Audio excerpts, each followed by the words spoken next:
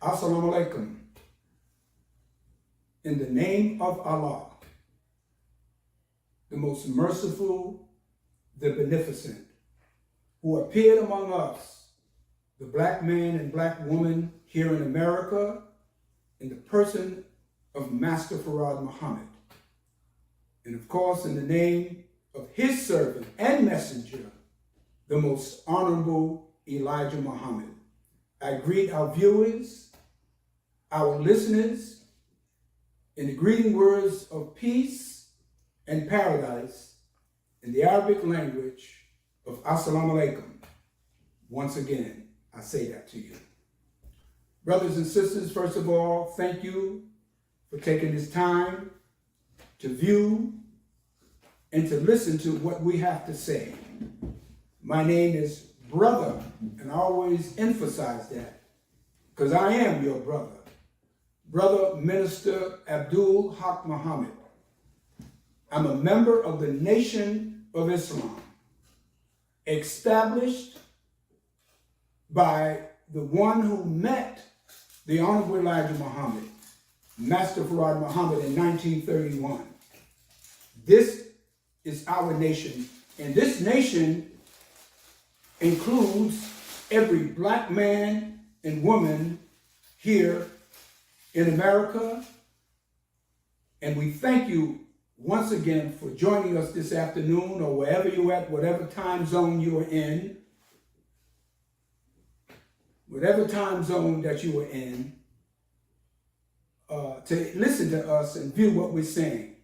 This lecture, which is called our Sunday Lectures, sponsored and brought to you by Muhammad's Temple of Islam United, a group of brothers and sisters that are dedicated and committed to spreading the teachings of the most honorable Elijah Muhammad.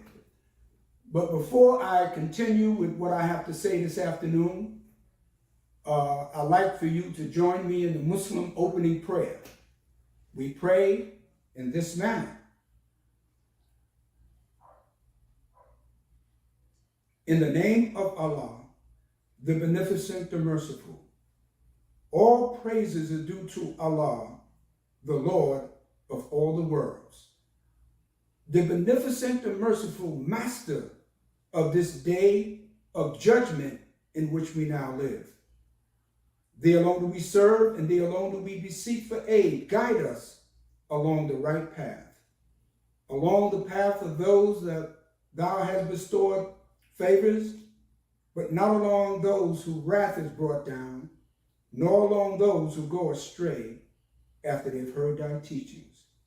I bear witness that there is no God but Allah, who appeared among us in the person of Master W.D. Farad Muhammad, and I bear witness that the Honorable Elijah Muhammad is his true apostle and messenger. Ameen. Brothers and sisters, once again, I thank you for joining us. And we just want to impart upon you a few words from the teachings of the Honorable Elijah Muhammad. And we call these the teachings of the Honorable Elijah Muhammad. And you may say, well, why don't you just call it Islam? It is Islam, but these teachings were designed for me and you, the black man and woman of America. These teachings were designed for us to take us out of the mother civilization, stand us up, clean us up, and make us ready and dignified to face the world that we were so opposed to, and that was opposed to us. We do believe that in 1931 that the Honorable Elijah Muhammad indeed met with God in person. A man. And you might say, well, we thought God was a spirit. We believe that God is something untouched, unseen. But see, that is what was taught to you by your slave master or our slave masters once we were brought to America in chains. And we were taught that God was a spirit, God was a spook, unseen, untouched, and that we wouldn't see that God until we died. But the Honorable Elijah Muhammad said, no, God was always a man. He was always a human being. But we were taught other than that. But that's not my subject today. My subject is the teachings of the Most Honorable Elijah Muhammad. Before I get into that, brothers and sisters, those of you who are listening to me, you see in the background, How to Eat to Live, from God in Person, Master Farad Muhammad, by Elijah Muhammad, the Messenger of Allah. And the reason why I like to touch on this here, because our people are dying by the thousands, not so much because we are not a healthy people, or I should say that we weren't born a healthy people, but because of the foods and the lifestyle that we are living. You know, there's a saying in the black community that black don't crack. Well, brothers and sisters, we might be cracking now because of the way that we are living, the foods that we are eating, the drugs and everything else. But the Honorable Elijah Muhammad came to us, was raised among us, not only to teach us certain things about Islam and God and the devil, but he came to let us know that you can live a long, healthy life by following some basic dietary laws. Just recently, in the community that I live in here in New York City, in a small community, 3 young men, 2 of them in their early 60s and one of them in their late 50s, died within a span of a month. These men were sick, they were participating in drug use, they were eating the wrong food, and not that they were bad individuals, but they didn't understand or didn't know what to do to preserve their life. There's no reason why men in 60 years old, 50 years old, dying of heart attacks, kidney failure, diabetes, heart attacks, all these kind of ailments, that we can live healthy, that we can live long. Jesus said, I come to give you life. Some of you that are Christians, you can read that in the Bible. Jesus said, I come to give you life and give it to you abundance or in abundance.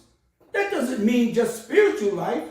That means longevity, a healthy life, a vibrant life, to keep you alive, to keep you healthy. Let me just read something, and I just wanted to say, the Honorable Elijah Muhammad's teachings are very deep.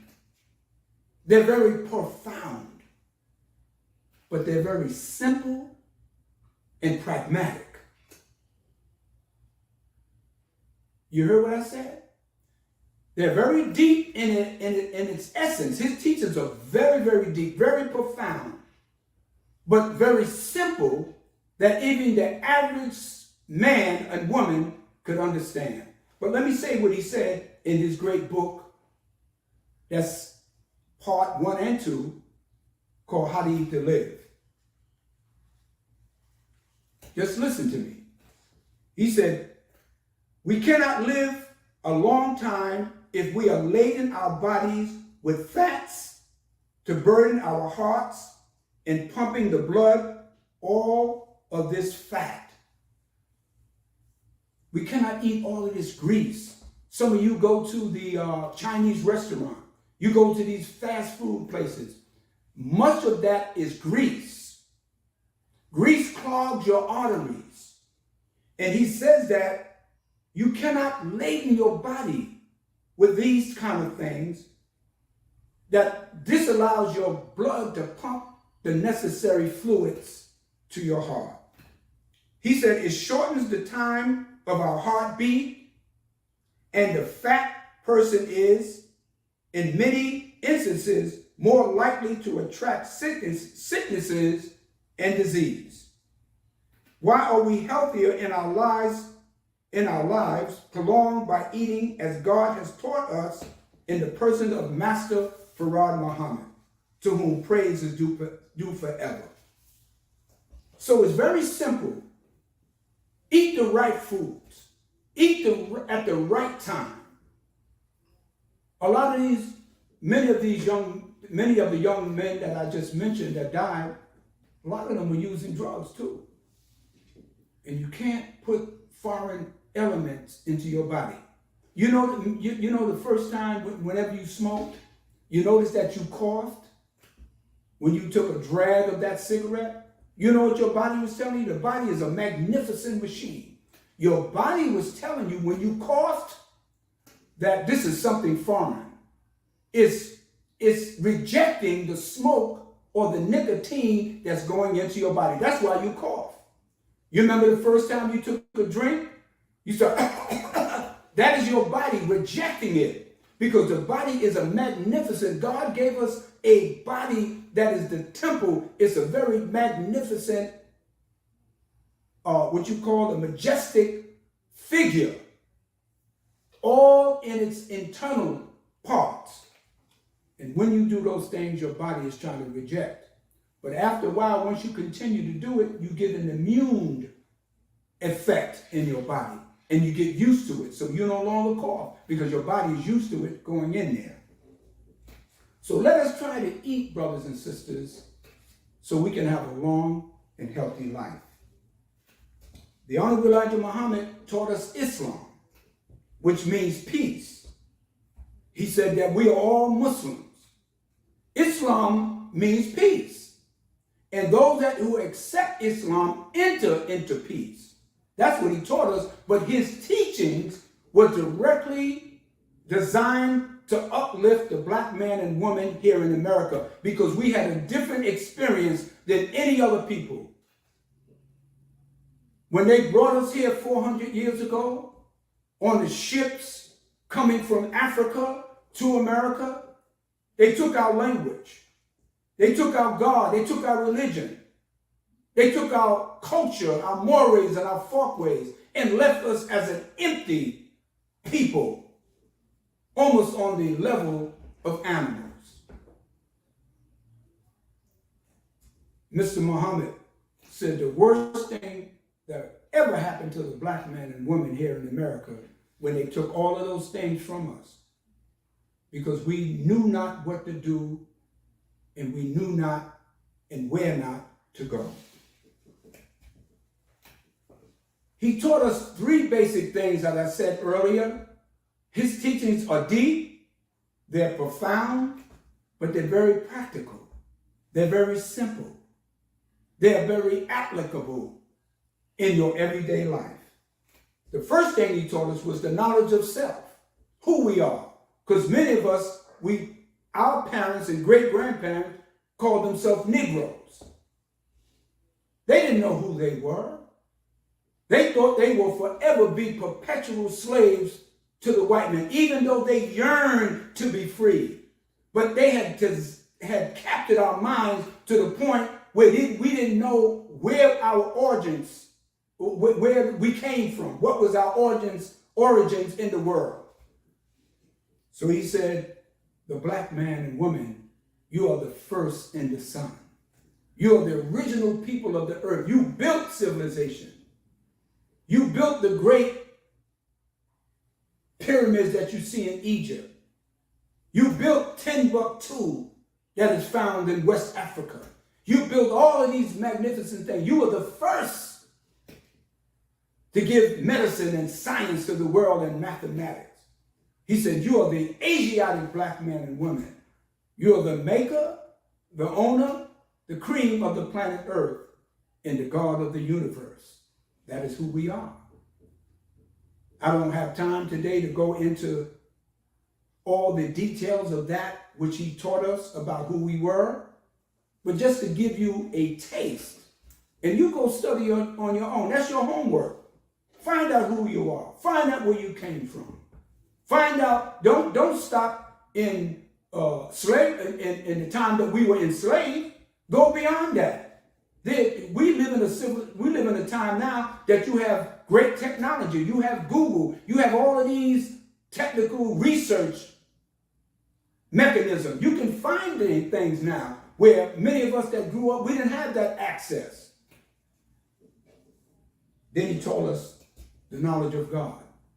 We taught God was in the sky somewhere. that God was a mystery, and that we would not see or talk to God or meet God until we die. The Honorable Elijah Muhammad said, God is, God was, is, and will forever be a man, a human being. In the Bible, in the book of Genesis, it talks about, in the beginning was the Word, and the Word was God, and the Word was with God, and the Word became flesh. That simple statement in the Bible tells you the Word became flesh. We are flesh and bones. So the very thought, the very idea of the existence of God came from the beginning of time that is immeasurable. You cannot measure that time of the beginning of God. And that idea of God became flesh. And we are the direct descendants of the God that created the heavens and the earth. We're just an extension. So once you have the knowledge of self, then you have the knowledge of God. And when you have the knowledge of God, you have the knowledge of self. Then he taught us the knowledge of the devil.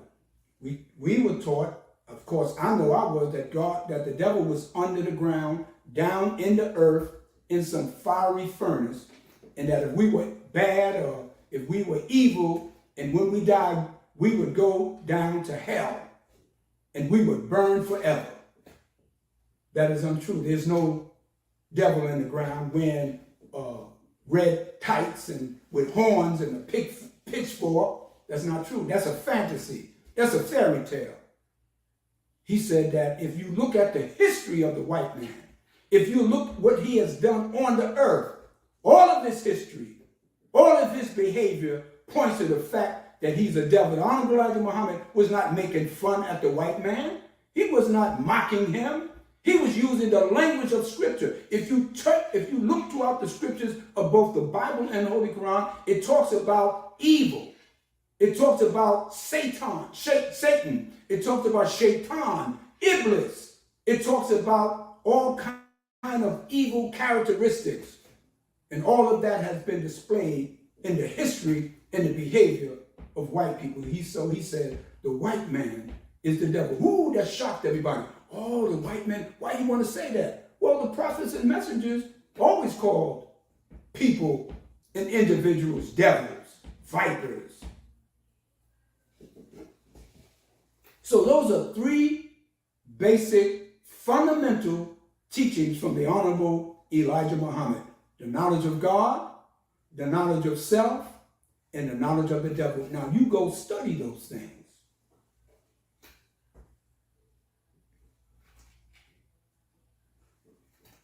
So to have knowledge, you must have a thorough knowledge of yourself. And that only comes through, brothers and sisters, through study. You must study. If someone comes to you and tells you something, you must analyze that. You must go check it out. The Honorable Elijah Muhammad always taught us, he said, whatever I teach, he said, question me. Check it out. Turn it over. Look it up and down, to and fro, and find out if I'm telling the truth or if I'm telling a lie. He said the worst thing that has happened to us as a people, as I said earlier, the white man took the knowledge of self from us, took our language, our culture, our God, our religion, all the things that make people a whole people, he took from us. But praises be to Allah.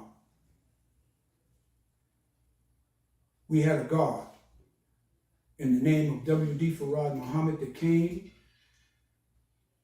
and gave us all the things that were taken from us and raised up among us a messenger by the name of the Honorable Mr. Elijah Muhammad. The Honorable Elijah Muhammad would give us words from scriptures, very simple, fundamental words. In the book of Ezekiel, he talked about us looking at that story of Ezekiel in the dry bones in the valley. He said these bones were disconnected. They were dry. They were detached from each other. Now that story, that picture that's being painted in the book of Ezekiel is just not talking about some bones. It's talking about some people. We were dry. When you don't have water, water represents life. When you're dry, you don't have life. So you look at our community. We don't have life here. We're just walking around, getting high, going different places, but we don't have life, and we don't have it where we're productive. It's almost like we're the living dead. We're just walking around aimlessly. So we were dry, without water, without substance. And these dry bones was disconnected from each other. And if you listen to black people, they always say, we don't have no unity. We're not together. Well, that's the picture of the dry bones. But the Honorable Elijah Muhammad said, God commissioned the Son of Man to blow on those dry bones. What do you mean blow on them? Give them, it means that he blew some knowledge. He blew some wisdom and understanding on the dry bones to make them shatter and come together and wake it up. The scripture says, my people are destroyed for the lack of knowledge. And as long as we don't have not just regular knowledge, but knowledge that will uplift us and make us a whole people. So far, I hope everyone is all right. We're just moving along. We won't be long. We just want to give you some basic teachings from the Honorable Elijah Muhammad. And I said earlier that he wasn't sent to us. He was raised from among us. And the reason why that's so important, brothers and sisters, is because he was from among us. He's a part of us. He spoke the same language. He understood everything about us. See, that is very important because when you raise someone from among yourself, that person knows you and you know that person. And God would not send someone outside of us to speak to black people because we wouldn't understand what they're saying. He's not going to send an Arab to us. He's not going to send someone from Thailand or from Vietnam. He's not going to send someone from Spain or Italy. He's going to send someone that can speak your language. Just like where I grew up at here in New York City, in a place called Coney Island. I know everybody here. They know me. Most of the people I know. So I'm not a foreigner to them. So whenever I speak, they can relate to what I'm saying because I know them and they know me. The Honorable Elijah Muhammad's teachings are deep. They're profound. But they're very simple and very pragmatic that the average man and woman could understand. You know, in the beginning, you know who the Honorable Elijah Muhammad was able to attract when he first began to get into his mission for the resurrection of the black man and woman of America? He got those black people that no one wanted. They called them the rejected and despised people, the criminals, the prostitutes, the hustlers, the pimps, the stick-up kids, the dope fiends, the winos. Because, see, those people that were from us, they didn't have no reservations about accepting his teaching because they had already been beaten down and, rejected by the greater society. Many of them brothers came from prison. Malcolm was one of them.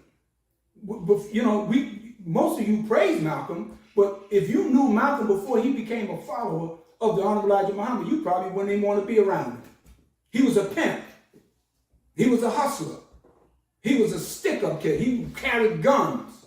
He sold black women to white men and white women to black men. He sold drugs. Malcolm would kill you when he was in the streets. But once he got the teachings of the most honorable Elijah Muhammad, it reformed him. It changed his very life. And that's the ones that the honorable Elijah Muhammad attracted. These people were the ones that were looking for change. And they had no problem. And he was a savior and a deliverer for them. Myself. I was a young man in the streets as a teenager. I probably would be in jail now or dead if it wasn't for Mr. Muhammad and his teachers that found me. There was a group of us, dozens of us that came. I was stealing. I was smoking weed. I went to jail. I was in a Brooklyn, New York jail for several months. But in my heart, I was looking for something. And there was the Honorable Elijah Muhammad that gave me that chance to turn my life around. And as the Honorable Elijah Muhammad began to teach and his movement began to grow and develop, then many of our educated black brothers and sisters began to look at him in a different way and said, man, this man got something here.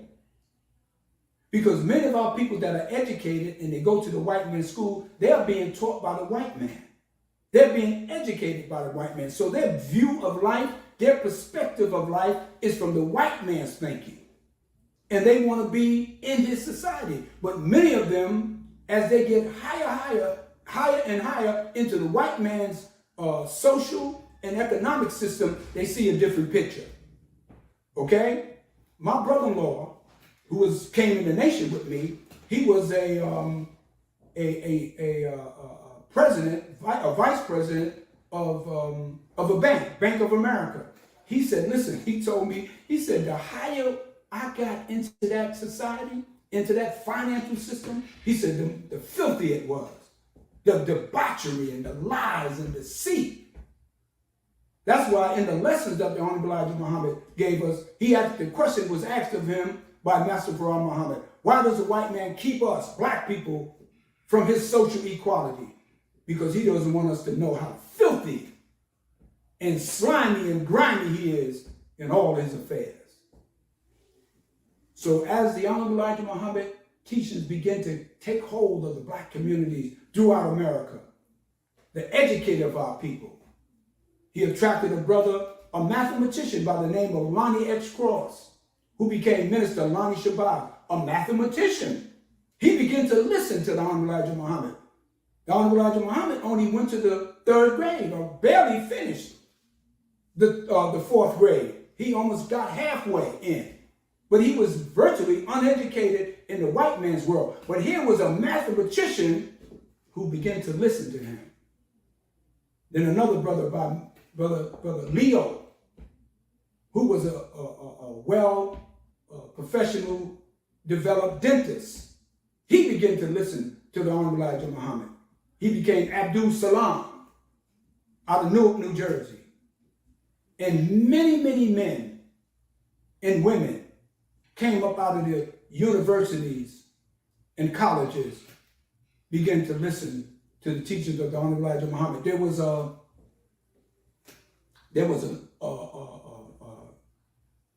black business organization called the National Negro Business Association in the 70s.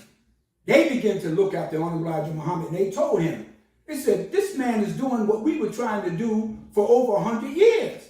What was different than what they were trying to do? These were black businessmen, engineers, technicians, teachers, all kinds of professionals. But here they were listening to what they considered an uneducated man, the most honorable Elijah Muhammad. See, his teachings are deep. His teachings are profound, but they're very simple. The teachings of the Honorable Elijah Muhammad. Now,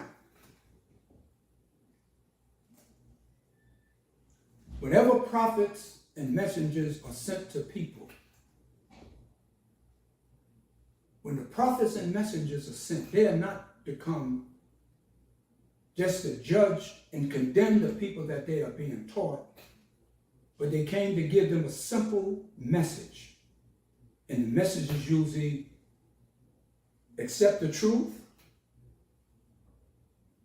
or reject it, accept the truth and die, or accept the truth and live, or reject the truth and die. Very simple. And then in between those two teachings, he gives you a method, a program, an idea on how to live based on the teachings of the truth that these prophets and messengers give to you. And it was no difference with the Honorable Elijah Muhammad. He was told to deliver a simple, plain message to the black people of America. And he stayed among us and stayed with that message for 40 years. The basic teachings. He said, wake up, black man and woman. What do you mean wake up? When you get up in the morning, when you wake up, you're still kind of groggy. You're still half asleep and half woke. You're trying to collect yourself. So the teachings was to wake us up, jar us, motivate us. Just like you when you get up in the morning. Sometimes you sit on the side of the bed. Sometimes you don't want to get up, but you know that sun outside, or you have a purpose or responsibility, and you know you got to get up. So the teachings of the most honorable Elijah Muhammad penetrated us and made us wake up.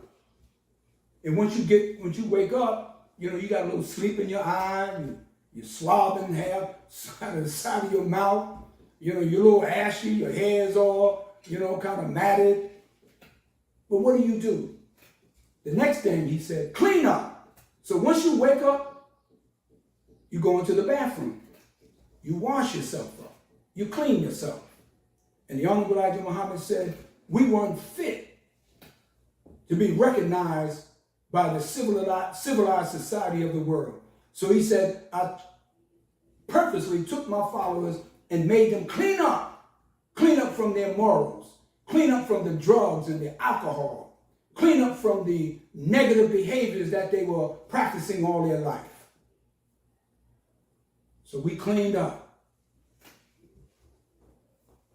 Made us say you should wash at least twice a day. Be clean internally as well as externally. That's why the Muslims look so clean when you saw them. Everywhere I go, some people say to me, I say, you're a Muslim, aren't you? I said, how do you know? He said, the way you look. You just look different. He told us when we walk, hold our head up. When we talk, speak up. When you talk to someone, look dead in their eye. Don't hold your head down. Because that's what the white man taught us during slavery. Hold your head down, nigga. No, but we hold our head up. Because we're proud and we're cleaning ourselves up. And then the next thing he said, after you wake up and clean up, he said, stand up. Take a position. Stop being afraid of taking a position. Take care of your family. Take a position in your community. Stand up for something. Stand up for righteousness and truth. Very simple. Wake up, stand up, and clean up. Now, once we wake up, we clean up and we stand up, the Honorable Elijah Muhammad, in his great iconic book, Message to the Black Man in America, he gave us a 12-point program to make us a better people. Very simple. Let me read. This comes from the chapter on program and position. He said, number one, separate yourselves from the slave master. Now, what does that mean? Separate. You already basically separated in different communities. If you go to any city, basically, there's a black community and there's a white community. And other ethnic groups might be in and around. But basically, we are already physically separated from the white man. So what does it mean? Separate yourself from the slave master. Well, first of all, who is the slave master? When we were brought here to America, there were 3 people that operated in the slave trade. There was a slave trader. That was the one that went to Africa, put us on the ships and brought us here and did the trading. That was a slave trader. Then there was a slave maker. Well, how do you make a slave? You teach him to hate himself. You teach him to be subjected to you. You teach him to respect you and love you and be afraid to do anything other than that, or anything that would make you feel that this slave is not yours. So they made us, they put us in camps, taught us that we should be submissive, put us on plantations, beat us, told us we were nothing, told us our black and dark skin was inferior. That's the slave maker. Taught you to disrespect your woman. That's the slave maker. He made you a slave. And if you got out of hand, they would beat you.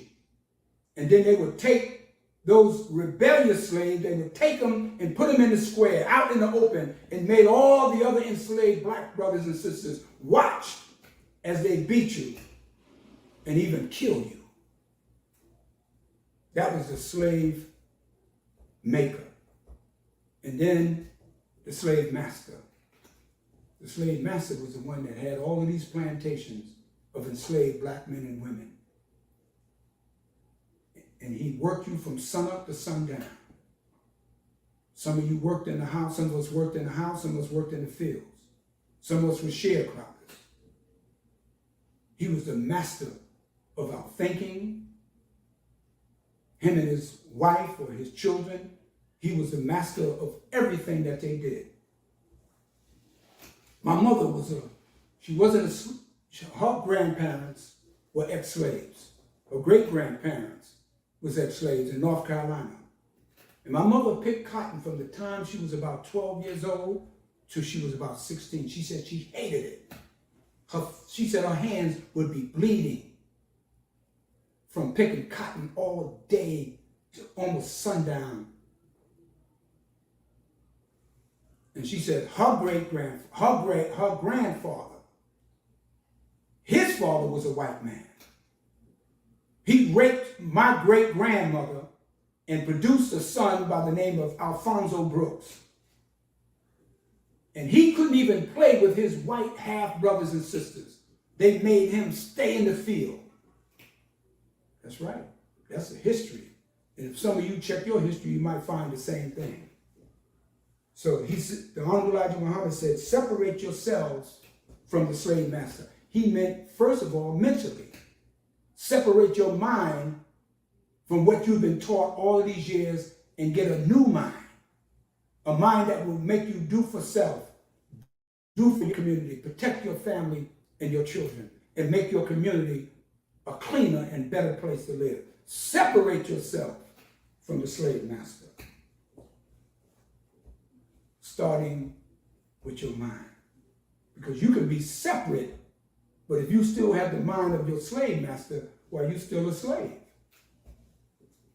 Number two, he said, pool your resources, education and qualifications for independence.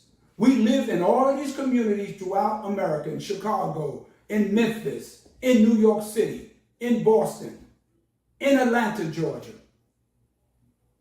But we don't control the resources in our community.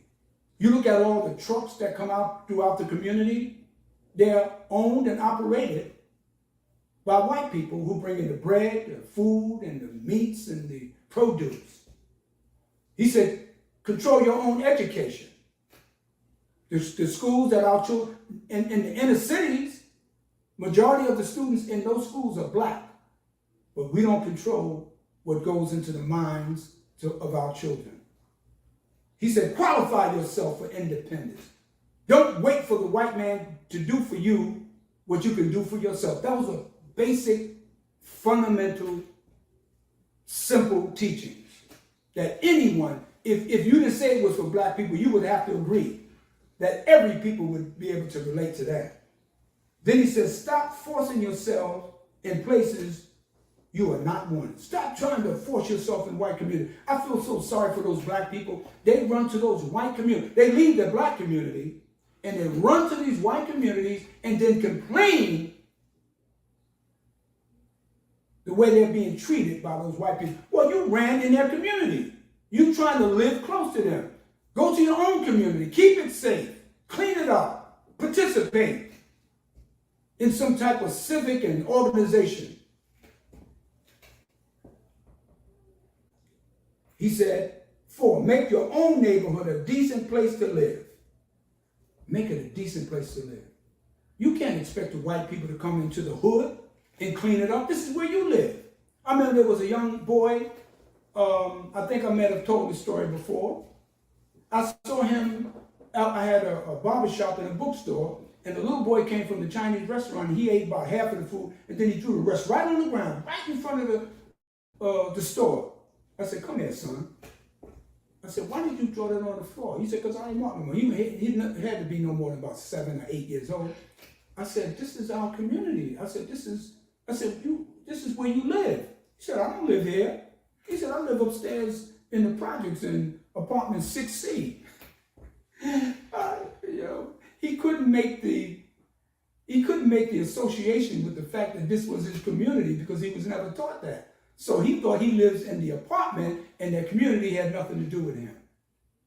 But when I got finished with him, he picked up that stuff that he threw on the floor, and I didn't force him.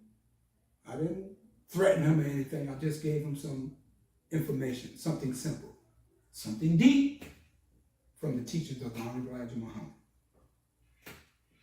He said, rid yourself of lust of wine, drinks, and learn to love self and kind before loving others.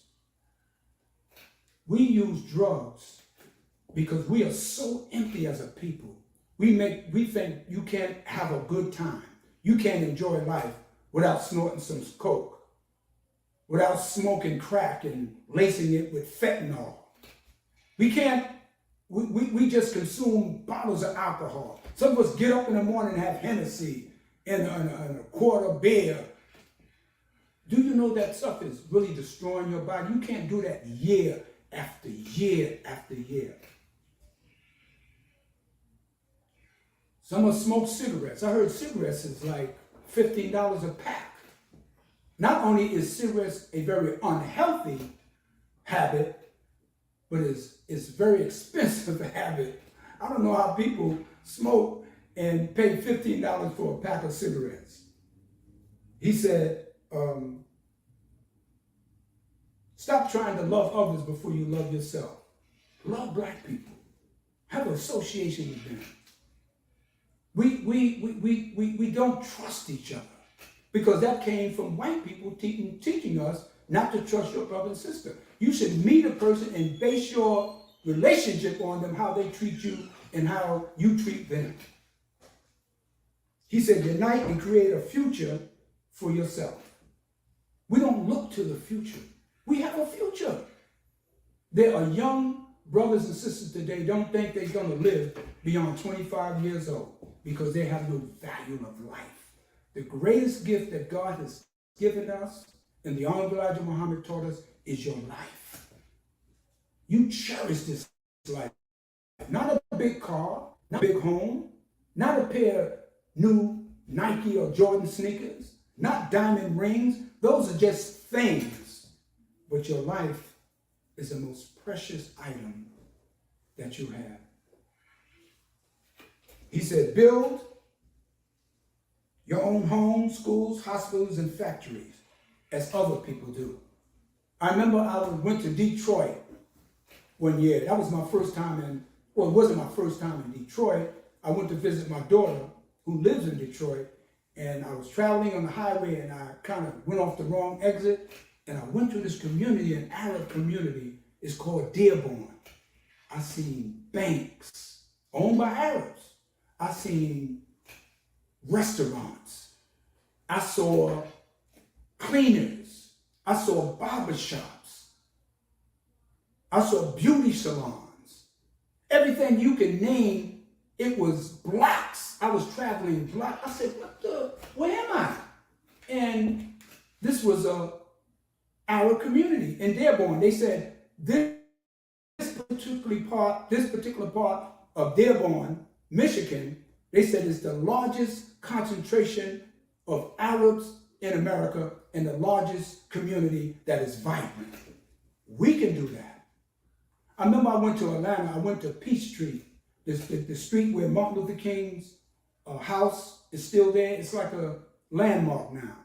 And I went up that block, and there were dozens of houses boarded up. There was no store. There was one little store on that block owned by some Koreans. I said, wait a minute.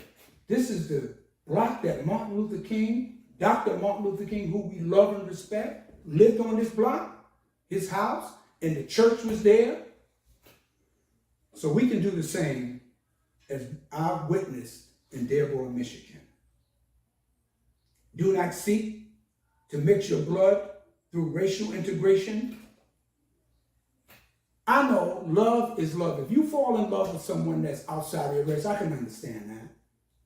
But if you go purposely to seek this black sister that's been with us since we got off the ships, we're running to mix or to marry someone outside of our community. These are the women that stuck with us. Black man, black women, these are black men that came when we came here in ships, in the holds of ships. We have a common experience. And we should not seek to go outside of ourselves, because there is 40 million of us in Black America. And this is not to say you can't put no racist jacket on us or no racist reference to us. Love yourself before loving others, and people will respect you based on that. Stop buying expensive cars, fine clothes, shoes, before being able to live in a fine, decent home. You know what they say about black people? They say we buy what we want and we beg for what we need. You got brothers riding around in big Escalades, $90,000 cars, BMWs. And some of them don't even have a place to live. Sleeping on the couch with their grandmother. I was a parole officer for many years. Many of those guys were like that. They would come in, they would have $250, $300 sneakers, and didn't have a token or enough money to get on the train to go home. I used to have to give them Mr. Stewart. They used to say, Mr. Stewart, that's my slave name. Mr. Stewart, I need enough money to get back on the train to get back home. I said, wait a minute. I said, you got a pair of sneakers on, you got jewelry, you got gold teeth, gold fronts, and you don't have $2 to get on the train or the bus? No, sir. You see what I'm saying? That's backwards. Get yourself a place to live. Some of them brothers were sleeping on the couch and with their grandmother in a studio apartment. Some of our people go by and go to restaurants and do all of these extravagant things and don't even have a decent home to live in. He says, spend your money among yourselves. I live in a community about a couple of miles away. There's a Russian community, a Ukrainian community. It is, if you go there, you look like it is so vibrant. The businesses are opening up. They have everything. And you come to the community a few miles away where we black people and brothers, the Latino brothers and sisters, all we have is Chinese restaurants, liquor stores, and drugstores. And that's not an accident. You eat that Chinese food, it's full of grease, full of toxins, and then you go get you a bottle of Hennessy or some other alcohol or drugs, and once you get sick, you have to go to the drugstore to try to help with that your sickness. See how it works? So we have to begin to spend money with ourselves. I buy my paper towels, my toilet paper, and other products, even cleaning products, from black-owned businesses. Seek them out. I'm not saying you find a lot of them, but at least find one. Do you have a black bank that you put your money in? Why do you put it in Chase? Citibank, Bank of America. They very seldom put money into our community, and they build homes that you can't even go and live in certain communities here in America. You got churches. You got churches that put their money in these banks, thousands of dollars, millions of dollars. And these same banks build communities and homes that those church members are not able to put their foot in that community. In fact, if they even are found there, they may call the cops on them. So he said, build an economic system among yourselves. They say that black people in America, we spend, what is their figure?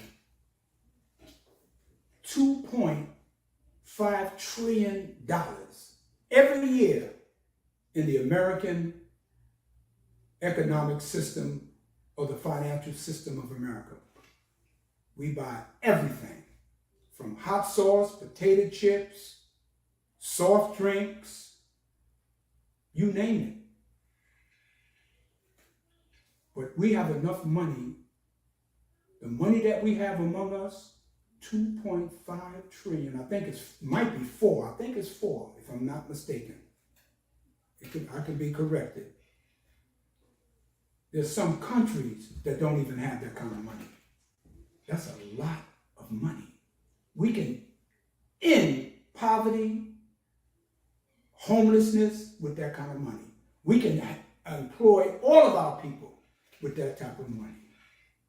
But the Honorable Elijah Muhammad, these are just simple, they're deep, but very simple, practical teachings of the Honorable Elijah Muhammad. And lastly, point number 12. He said, protect your women. Now, all the 11 points, but at the end in number 12, now what does protect your woman have to do with all of those things? Because the black woman is our first teacher. They are our first nurse. They are the mothers of civilization. They are the ones that form and develop our children. So if you don't protect her, then anybody and everybody can come in and use, abuse, and co-opt your woman, and you will not be able to do anything about it. You cannot go anywhere in this world and see something like that happen. That's right. We have to protect our women. They are the field by which we produce a nation of children for the future and the hereafter.